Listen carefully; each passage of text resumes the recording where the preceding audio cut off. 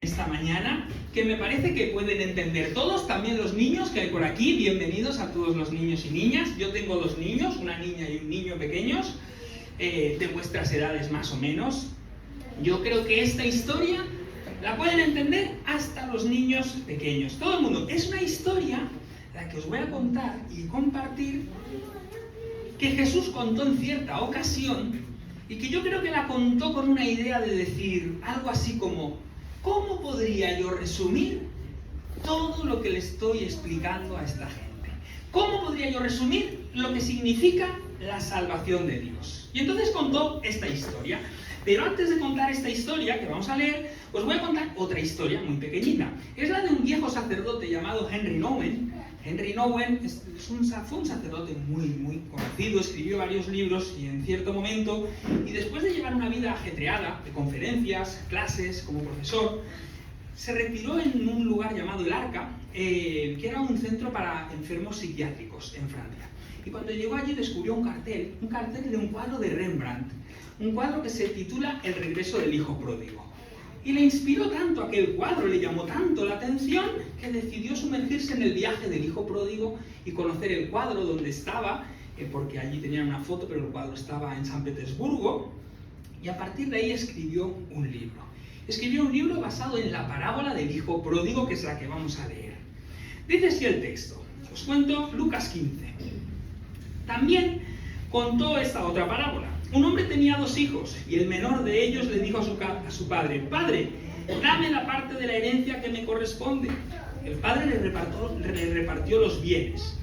Pocos días después, el menor, tras juntar todo lo que tenía, se fue a una provincia lejana y apartada, y allí despilfarró su herencia de mala manera. Todo lo había malgastado cuando sobrevino una gran hambruna en aquel lugar, y él comenzó a pasar necesidad. Entonces se puso al servicio de uno de los ciudadanos de aquella tierra, y éste le envió a su hacienda para que apacentara cerdos. Él, aquel hombre, deseaba llenar su vientre con las algarrobas que comían los cerdos, pues nadie le daba comida. Entonces, recapacitándose, dijo: «¿Cuántos jornaleros en casa de mi padre tienen abundancia de pan, y yo aquí perezco de hambre?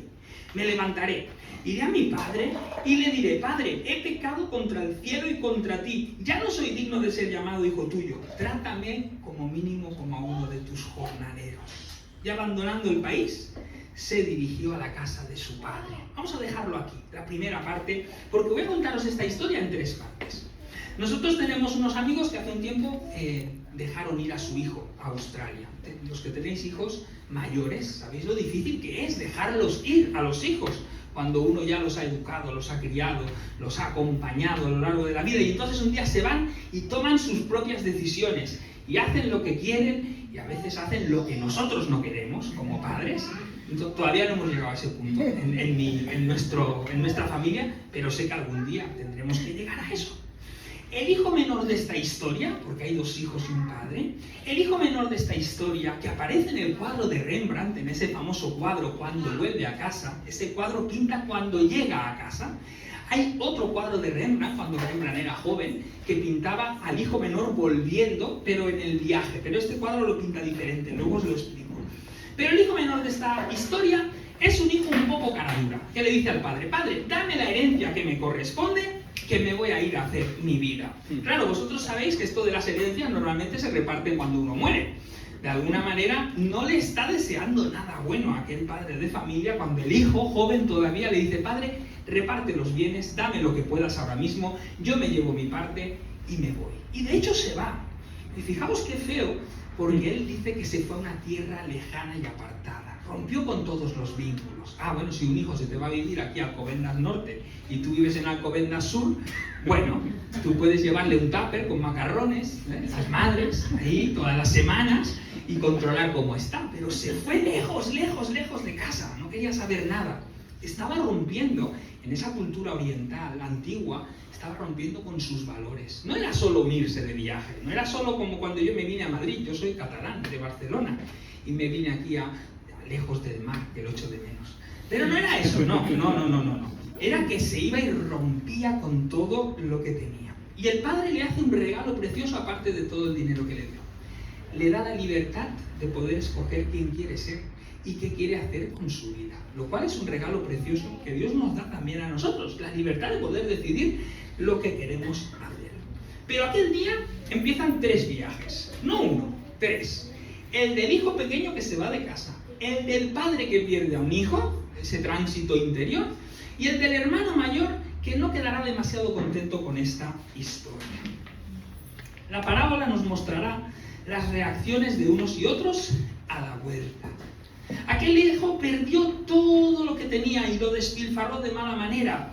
Y encima vino un hambre grande y ya no encontraba amigos, los que sí tenía cuando tenía dinero. Llegó a perder todo y a llegar a estar tan perdido, no solo económicamente, que decidió trabajar cuidando cerdos. Esto era horrible para los judíos piadosos, era lo peor de lo peor, porque los cerdos eran impuros, e incluso quería comerse la comida de los cerdos, las algarrobas. Mi abuelo siempre me contaba, yo vivo en un pueblo, Gavà, está al lado de Barcelona, y en este pueblo está lleno de algarrobos, lleno. Y siempre me contaba mi abuelo que en la época de la guerra civil, cuando se acabó la guerra, hacían chocolate con las algarrobas, que son amargas y que no tienen gusto de chocolate. Lo único que comparten con el chocolate es el color. Pero había tanta hambre que se comían las algarrobas. Pues este hombre decidió comerse esas algarrobas que para nada servían sino solo para dárselas de comer a los cerdos. El cuadro de Rembrandt, que Rembrandt pintó, pinta a un hijo menor volviendo a casa, rapado. Si lo podéis buscar en algún momento en internet, buscáis El regreso del hijo pródigo de Rembrandt, y es un hijo que está rapado, no tiene zapatos, lleva la ropa totalmente harapienta de todo lo que ha pasado lejos del hogar. Y esta parábola que nos cuenta Jesús nos presenta un primer tipo de personas, que son los que necesitan volver a casa. Yo no os conozco porque soy nuevo aquí, es la primera vez que vengo al culto. Pero en la iglesia a veces hay personas que necesitan encontrar su casa, encontrar su hogar, como nos decía Catarina cuando hablaba en una de las ocasiones. Necesitan encontrar el camino de vuelta a casa. Personas desubicadas, no tanto físicamente en el espacio, estamos en Alcobendas, no. Personas desubicadas en su yo interior, en el fuero interno, en lo más profundo de sus corazones. La vida esta en la que nos ha tocado vivir y en este momento de la historia a veces nos deja tan desubicados que a veces nos sentimos perdidos y decimos, ¿dónde estoy? ¿Qué está pasando con mi vida? ¿Qué estoy haciendo con ella? ¿Cómo la estoy gastando? ¿Cómo la estoy invirtiendo? Me siento perdido, no tengo un lugar de referencia. He perdido el norte, he perdido el hogar, estoy lejos de mi casa. Esa casa metafórica, de ese sitio que todos necesitamos como sentir nuestro hogar. Y una iglesia es un hogar y una gran casa. Hay personas perdidas. Henry Nouwen, el sacerdote que escribía y reflexionaba sobre el cuadro, él dice, él es creyente, llevaba años en la fe, pero él dice, me sentía perdido también. En algún momento tuve que pensar sobre lo perdido que yo estaba en mis conferencias, en mis clases de universidad, en mi teología, pero lejos de la casa de mi Padre Celestial.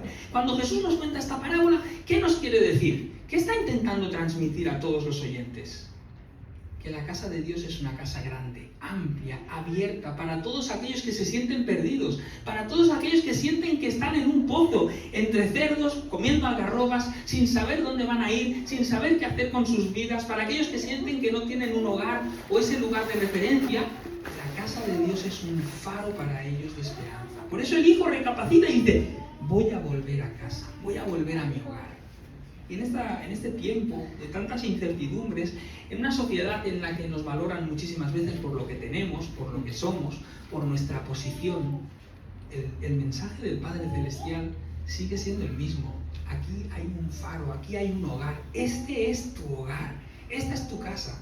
Yo cuando predicaba esto, porque prediqué esto en mi iglesia un par de veces, yo decía, yo quiero que nuestra iglesia sea un hogar para todos aquellos que sienten que no tienen un hogar.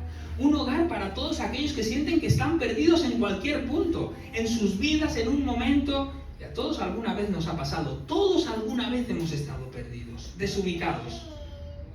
Cuando llegué a Madrid, Google Maps era mi mejor amigo, porque no sabía por dónde andaba. La M30 se me hacía una locura, la M40 y más. Las calles se me confundían, porque no soy de aquí.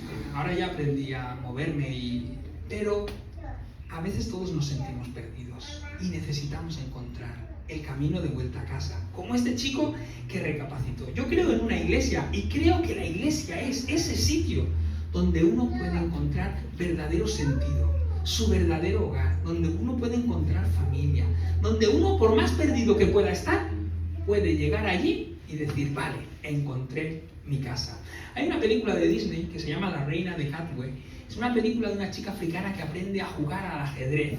Y en esa película, el entrenador de ajedrez le dice, porque ella es de un barrio muy humilde y a condiciones muy pobres, y el entrenador le dice, a veces el lugar al que estás acostumbrado no es el lugar al que perteneces.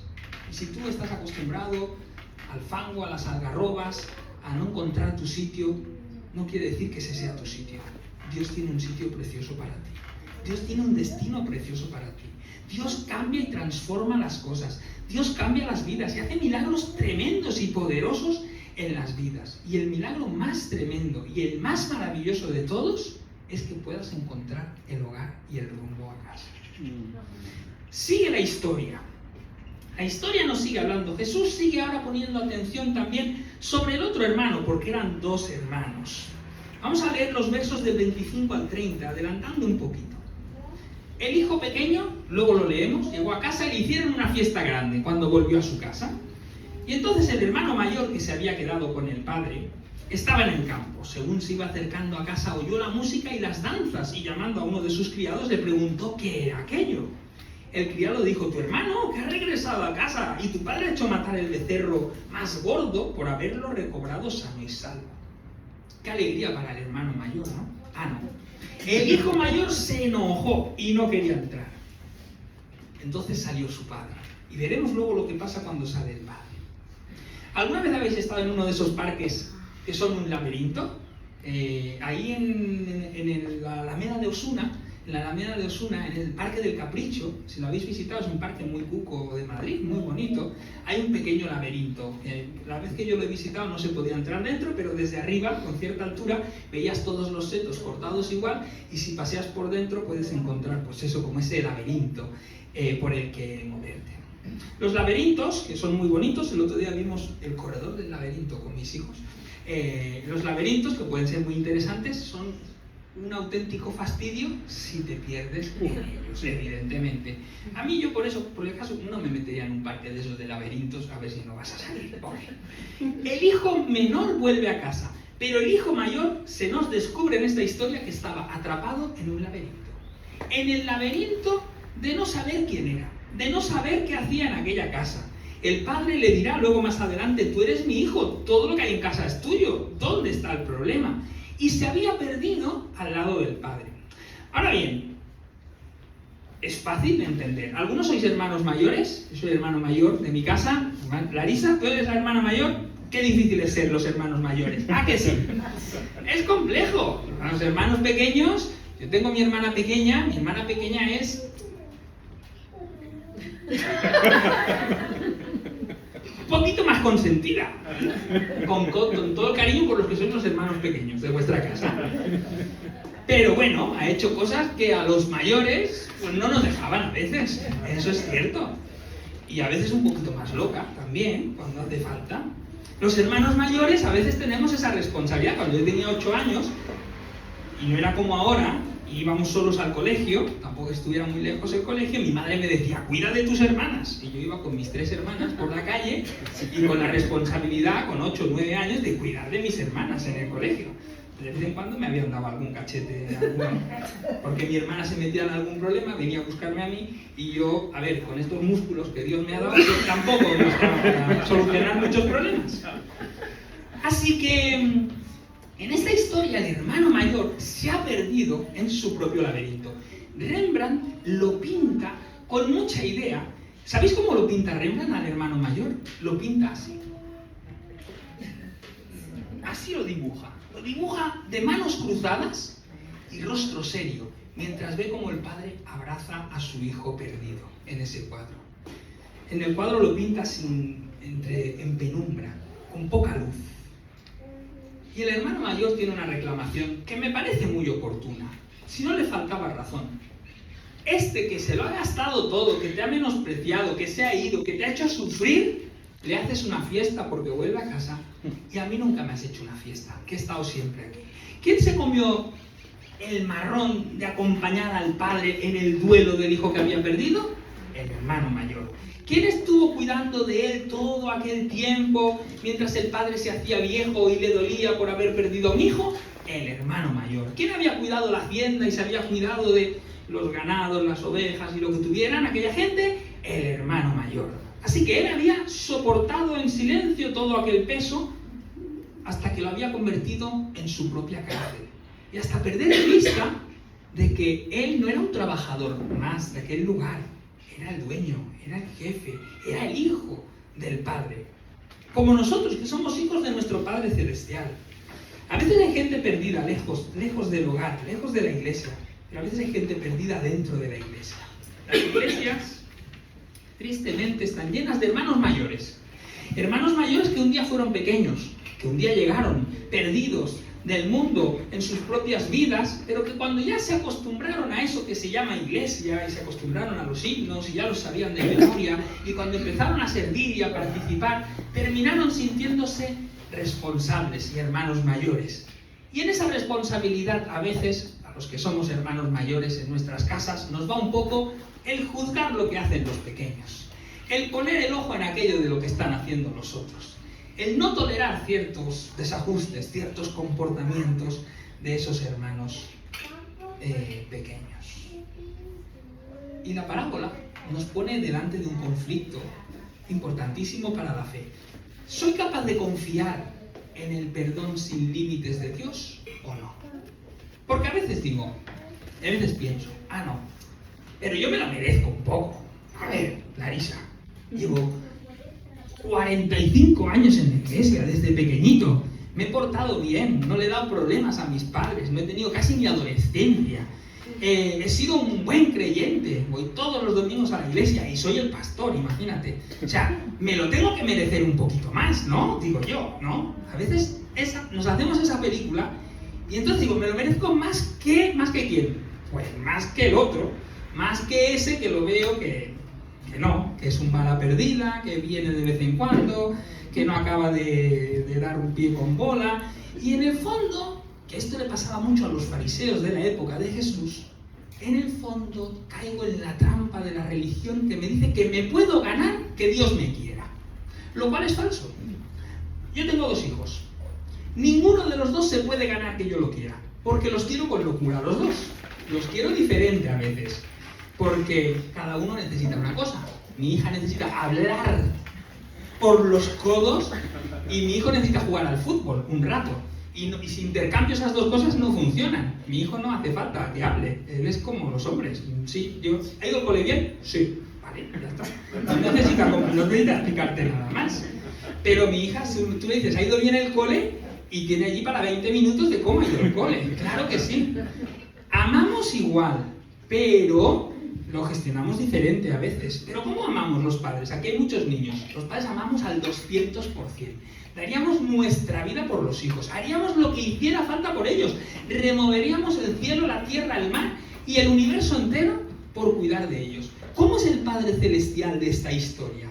El Padre Celestial de esta historia, el Padre Eterno al que Jesús apunta, es así, capaz de remover cielo y tierra para encontrarte. Y a cada uno nos ama de una manera diferente. Lo que pasa es que a veces nosotros ponemos el juicio en lo que nosotros entendemos. Me juzgo con el criterio que yo me juzgaría, o que a mí me gusta juzgar, o que a mí me conviene. Y en este punto, sin querer, a veces pecamos de caer en el error del hermano mayor de la historia y convertirnos un poco en religiosos. Y es que la religión y la fe se visten igual los domingos, se parecen un montón, llevan los mismos trajes, comparten las mismas palabras y los mismos discursos. Hay una película antigua muy bonita, La noche del cazador, de Robert Mitchum. Robert Mitchum es un falso predicador que quiere robar un botín que hay en el pueblo. Llega a un pueblo, ha salido de la cárcel y se hace pasar por pastor en los años 30 en la profunda Norteamérica. Y engaña a todo el mundo. Y hay un momento de la película que a mí me pareció sublime, porque en aquel momento él está persiguiendo a unos niños que tienen un dinero escondido y los esconde una señora que es creyente, que tiene un albergue para niños. Y en medio de la noche, mientras la señora está con una escopeta para que él no entre, y él está fuera también con la suya, los dos empiezan a cantar un himno, el mismo himno. Y mientras él va entonando, Sublime Gracia, la señora también canta. Los dos cantan porque la religión y la verdadera fe se parecen un montón. Comparten espacio, comparten símbolos, comparten de todo. Pero la religión está muerta muchas veces, cuando es esa religiosidad enquistada que no salva, que no ayuda, que más que nada encorseta el corazón y lo va dejando reseco, mientras que la verdadera fe en Jesucristo salva y transforma el alma. Y este hermano mayor, pobre de él, estaba atrapado en esa religión. Henry Nouwen, cuando escribe el libro, se reconoce a sí mismo también como el hermano mayor y dice: a veces fui el hermano pequeño, perdido por el mundo, pero a veces me siento como el hermano mayor, atrapado en mi propia religiosidad y lejos también de Jesús, viviendo en su casa. Es difícil ser el hermano mayor, es difícil serlo, pero como creyentes y como iglesias, creo en una iglesia que también abraza a los hermanos mayores. Yo tengo muchas personas en la iglesia que son duros a veces, son complicados, a veces se hacen difíciles. Que hablábamos con Armando esta semana y a veces necesitan un abrazo cariñoso, un abrazo de sentir: estás en casa también, estás en el lugar correcto, estás con el Padre Celestial.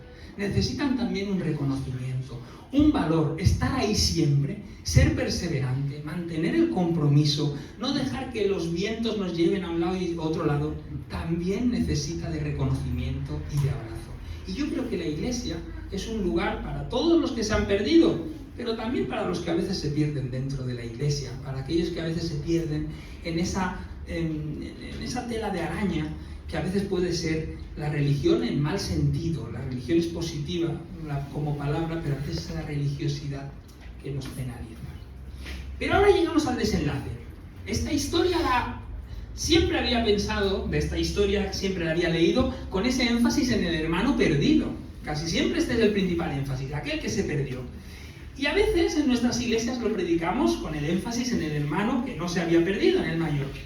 Pero entonces leí el libro de Henry Nouwen, El regreso del hijo pródigo. Lo leí justo cuando estaba cambiando de iglesias. Yo acababa de dejar una iglesia, no sabía que el Señor me iba a llamar a Madrid todavía, y me llamó a Madrid, y vimos ahí cómo el Señor hizo un milagro, porque yo soy del Barça. ¿Qué hace uno del Barça en Madrid? ¿Qué se le ocurre? Y me ha salido el hijo del Madrid por culpa de esto. O sea, el caso es que vimos muy claro que el Señor nos había llamado a estar aquí, en esta preciosa ciudad. Y leí el libro y me impactó mucho la tercera parte del libro. Vamos a leer dos textos. Lucas 15:20 dice que aquel hombre, el hermano mayor, pequeño, abandonando el país, se dirigió a la casa de su padre. Lo habíamos dejado allí. Cuando aún estaba lejos, le vio su padre, quien profundamente conmovido corrió a su encuentro y se echó sobre su cuello y lo besó. Y el hijo le dijo: Padre, he pecado contra el cielo y contra ti, ya no merezco que me llames hijo. Pero el padre le dijo a sus siervos: Sacad el mejor vestido y vestidle, poned un anillo en su dedo, calzado en sus pies, y traed el becerro engordado y matémoslo, comamos y hagamos fiesta, porque este hijo mío estaba muerto y ha vuelto a la vida. Se había perdido y ha sido hallado. Y entonces comenzaron la celebración. Pero luego más adelante, en el verso 31, cuando el hermano pequeño llega a la casa y se queja de que le estén haciendo fiesta, entonces dice que se enojó. Entonces salió su padre y le rogó que entrara. Mas él respondió al padre: Desde hace muchos años vengo trabajando para ti sin desobedecerte en nada, y tú jamás me has dado ni siquiera un cabrito para hacer fiesta con mis amigos. Pero cuando vino este hijo tuyo, que ha malgastado tus bienes con rameras, has hecho matar al becerro más gordo. El padre entonces le dijo: Hijo, tú siempre estás conmigo y todas mis cosas son tuyas, pero era necesario hacer fiesta y alegrarnos porque tu hermano estaba muerto y ha vuelto a la vida. Se había perdido y ha sido hallado. ¿Cuál es el propósito de Dios en todo esto? Dios es el Dios que sale al encuentro de las ovejas perdidas, a la búsqueda de la moneda que se perdió o de los hijos que están perdidos por ahí. Dios es un Dios que nos busca hasta encontrarnos, que nos busca por donde nos hayamos perdido. Porque si nosotros, como dice en Mateo, en Lucas, somos padres imperfectos y hacemos lo mejor por nuestros hijos, cuánto más nuestro Padre Celestial no querrá lo mejor para cada uno de nosotros. A veces nos perdemos en esa perspectiva de ese Dios de la Edad Media, que es todo juicio, que tiene un martillo en la mano para ver que hagas algo mal, para darte un martillazo. Pero lejos de eso, el Evangelio no habla para nada de un Dios así. El Evangelio presenta a un Dios que está interesado en encontrarte, que te ha dado libertad como al hijo pródigo, pero que quiere que vuelvas a casa. En las dos historias, en los dos relatos, el padre sale al encuentro del hijo. Eso no es nada oriental. Los que estaban escuchando a Jesús decían, esto no es normal. No hubiera salido aquel hombre viejo a salir a buscar a sus hijos. Pero en esos dos breves fragmentos, hay movimiento, el del padre que sale hacia afuera al encuentro de sus hijos. Sin duda, en mis 46 años, algo que me ha cambiado la vida es el nacimiento de mis hijos. Y mi visión del mundo, mis problemas y mi visión de Dios también se ha transformado con el nacimiento de los pequeños. Me gustó mucho la idea que comparte Henry Nouwen en su libro. Todos somos hijos en la vida, pero no todos llegamos a ser padres o madres, por circunstancias, por elección, por el trasiego de la vida, por las oportunidades. Quizás esta parábola pudo llamarse la parábola del padre compasivo. Casi sería mejor que la del hijo pródigo o perdido. El padre muestra su amor y compasión con cada hijo y sabe cómo tratar a cada uno de ellos. El pequeño, que ha perdido totalmente su dignidad desdibujada por la vida que ha pasado, dice, traedle la ropa, ponedle el anillo, ponedle el calzado. Los esclavos no llevaban calzado. Que se sienta como en casa otra vez, que sepa que este es su lugar. El mayor, que necesitaba recordar que su padre lo ama y que todo este tiempo siempre ha estado allí y sentirse valorado, el padre le dice, tú siempre estás conmigo, todo lo que tengo es tuyo. En la figura, en el cuadro de Rembrandt, el padre está lleno de luz. Las manos del padre abrazan al hijo perdido. Dicen algunos expertos que esas manos Rembrandt pinta una de hombre y una de mujer, porque al final el Padre Celestial, al que solemos pintar como Dios, Dios es, ¿qué es? Dios no es ni hombre ni mujer, es Dios. Y al final comparte en él las características de ambos. De hecho, muchos relatos hablan de Dios como Padre. Isaías habla también como Madre, una metáfora preciosa, cuando está intentando hablar de Dios. Las manos abrazan cariñosamente. La mirada del Padre, muy viejo, es compasiva en aquel cuadro. Ese padre ha sufrido la marcha de su hijo hasta darlo por muerto, la decepción, el dolor, ha pasado por todo eso. Rembrandt, que fue un joven muy disoluto y fue un adulto amargado, llegó a viejo cargado de frustraciones de la vida, de los golpes y de los dolores. Esa mirada casi perdida del anciano parece que también pudo ser la suya. Henry Nouwen se debate en cierto momento pensando en el cuadro del hijo pródigo y diciendo, ¿quién soy yo en esta historia? ¿Soy el hijo pequeño que está perdido? ¿Soy el hijo mayor que anda perdido en su propia religión? Y mientras estaba con eso, dice que se encontró con un amigo hablando de esto y el amigo le dijo, Henry, tienes que cambiar la perspectiva. Ha llegado la hora de reclamar tu verdadera vocación, ser el padre de esta historia y acoger a los hijos sin reclamarles nada ni esperar nada a cambio. Y da igual si eres el hijo grande o el pequeño. Yo creo que la iglesia es un lugar que nos invita a ser padres de esta historia. Que estamos llamados a ser los padres de esta historia, padres y madres, con los brazos abiertos para acoger al que llega, para acoger al que sufre, para acoger al que está perdido, para acoger al que se siente sin rumbo, tanto sea lejos de la iglesia como dentro de la iglesia. Una iglesia que se convierte en una iglesia de padres y madres como la del hijo pródigo es una iglesia que se parece a Dios. Queremos parecernos a nuestro Padre Celestial. Seamos padres y madres de aquellos que llegan, de aquellos que necesitan un abrazo, de aquellos que necesitan reencontrarse con Dios, ya sea que estén recién llegados, ya sea que lleven toda la vida en la iglesia.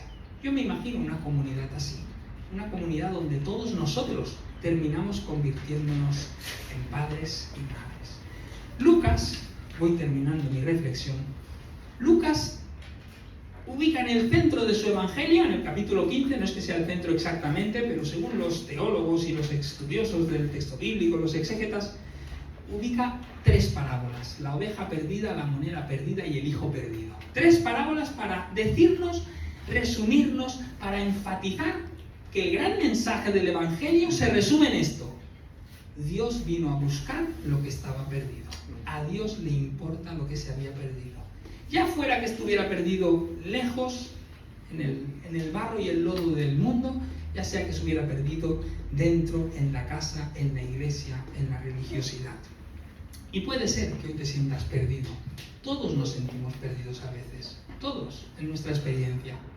Yo decía antes, he sido un niño bueno de iglesia, pero también me he sentido perdido en ocasiones, sin saber muy bien qué estoy haciendo. ¿Está haciendo algo el Señor en mi vida? ¿Cómo está trabajando? ¿Qué quieres de mi vida, Señor? Cuando, por las circunstancias, porque uno llega a veces a ciertas conclusiones, creímos que era el momento de dejar el pastorado donde estábamos antes.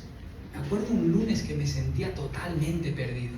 Y dije, Señor, ¿tú qué quieres de mi vida? ¿Dónde me quieres llevar? ¿Qué quieres hacer conmigo? ¿Tienes un propósito para mí o estoy realmente en ningún sitio? 10 minutos más tarde me llamó la comisión pro pastor de la iglesia donde estoy ahora. Y ahí empezaron a moverse cosas. A veces todos nos sentimos perdidos, lejos del hogar, en los barros de este mundo, dentro incluso de la iglesia. Podemos sentirnos perdidos, pero nuestro Padre Celestial nos ama. Nos ama tanto que removería cielo, tierra, mar y lo que hiciera falta por encontrarnos, porque nosotros también lo hacemos por nuestros hijos. Y sea lo que seamos, estamos llamados a madurar y a crecer, a dar un paso adelante para convertirnos en los padres de esta historia. Los que os podáis identificar con esos padres, sabéis que es doloroso. Los que a veces lo dais todo en la iglesia, los que a veces trabajáis así, sin esperar nada a cambio, sabéis que también es difícil, también es cansado, que a veces se sufren muchas frustraciones. Pero también estaréis de acuerdo conmigo en una cosa: no hay una alegría más grande que ver cuando Dios toca un alma y la transforma. A mí me gustaría aspirar a una iglesia así, que haga fiesta, porque las personas se reencuentran con el Señor. Vamos a hacer una oración, si queréis. Te invito a que, si te sientes perdido, pues ores conmigo. Señor amado, te damos gracias. Gracias por la obra que tú haces en nuestras vidas, por tu amor inmenso, Señor, por tu misericordia. Gracias, Señor, porque de una o de otra manera todos estuvimos perdidos alguna vez, Señor. A veces nos hemos perdido lejos de tu casa, Señor, gastando la vida, Señor, en las ofertas que nuestro mundo tiene, pero que no llenan nuestro corazón. Buscando sentido, Señor, donde no lo había, Señor. Y a veces, Señor, hemos andado, Señor, por tiempo, por años, Señor, lejos de un hogar, Señor. A veces, Señor, físicamente incluso, Señor, tantas personas como migran, como se mueven. Y a veces sentimos que estamos lejos del hogar, Señor, pero no queremos estar lejos de tu hogar, Señor. Oramos en esta mañana por aquellos que se puedan sentir así. Los que sienten que están lejos de casa, que no han encontrado el rumbo, los que necesitan encontrar sentido y propósito para sus vidas. Los que necesitan, Señor, encontrar un faro de esperanza. Oramos para que tú pongas tu mano y toques sus corazones y ellos te descubran a ti, Señor, el Padre amoroso que tiene las puertas abiertas de su casa, Señor. Oramos también, Señor, cuando somos hijos que nos perdemos en el propio laberinto, Señor, de las normas, de la religiosidad, Señor, de la casa del Padre, sin darnos cuenta que somos hijos y no esclavos y no siervos, Señor. Ayúdanos a sentirnos como esos hijos también amados, tan amados, Señor, por ser perseverantes, por ser cuidadosos, por estar ahí siempre, Señor. Ayúdanos a no vivir eso con frustración o con dolor, Señor. Oramos también por esos hijos mayores, Señor. Y queremos, Señor, que sientan tu abrazo, tu cariño, Señor. Más aún, Señor, que lo sientan intensamente, Señor, porque siempre parece que son el que queda un poco en el margen de esta historia. Y oramos, Señor, que nos ayudes a tomar nuestra verdadera vocación y ser padres y madres que abracen a todos, a los unos y a los otros, Señor, a los que se perdieron y a los que nunca estuvieron perdidos, pero tampoco se acabaron de encontrar, Señor. Ayúdanos a volvernos padres y madres de esta historia, para parecernos a ti, que eres un Padre bueno que quiere que todos se salven, que todos te encuentren y encuentren el camino de regreso a casa. Ayúdanos a hacer una fiesta grande, Señor, por la salvación tan grande que tú has obrado, Señor. Gracias te damos, Señor Jesucristo, por la muerte en la cruz y la resurrección y la vida nueva que brota en cada uno de nosotros. Gracias, Señor. Ayúdanos a vivirla. En el nombre de Jesús. Amén. Amén. Amén. Gracias por invitarme a estar con vosotros.